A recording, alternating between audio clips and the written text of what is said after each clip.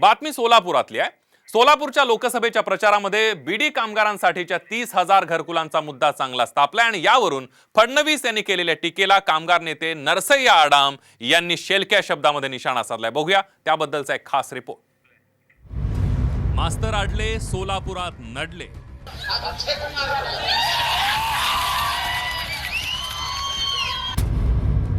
आडम मास्तरांकडून फडणवीसांसह मोदींवर निशाणा।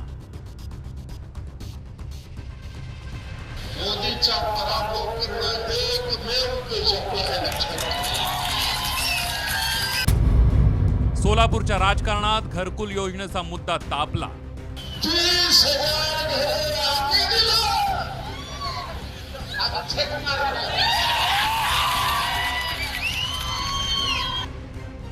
माकपचे नेते माजी आमदार नरसय्या आडम यांनी उपमुख्यमंत्री देवेंद्र फडणवीस यांच्यावर अशा शेलक्या शब्दात हातवारे करत निशाणा साधलाय।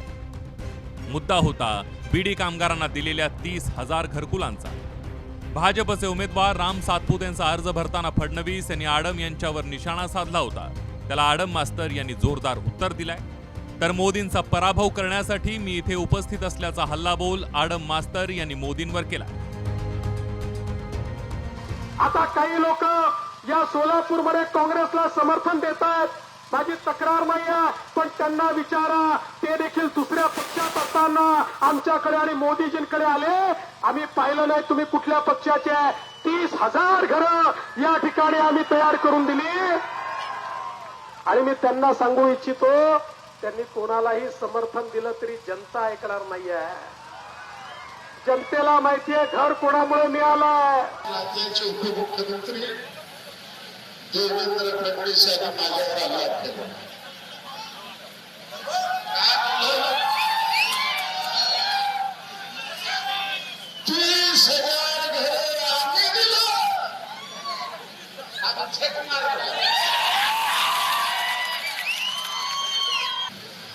मोदीचा पराभव करणं एकमेव शक्य आहे। लक्षात घ्या।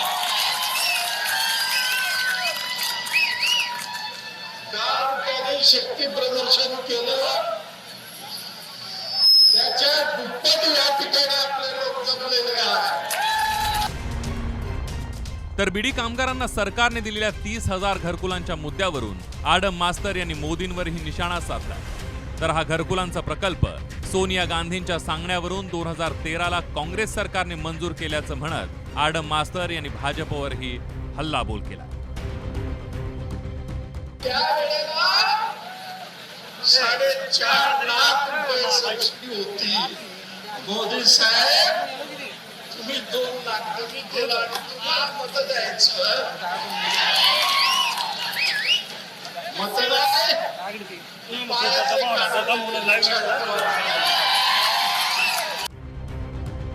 एकंदरीतच बीडी कामगारांच्या घरकुलाच्या मुद्द्यावरून सोलापूरचं राजकारण तापलंय।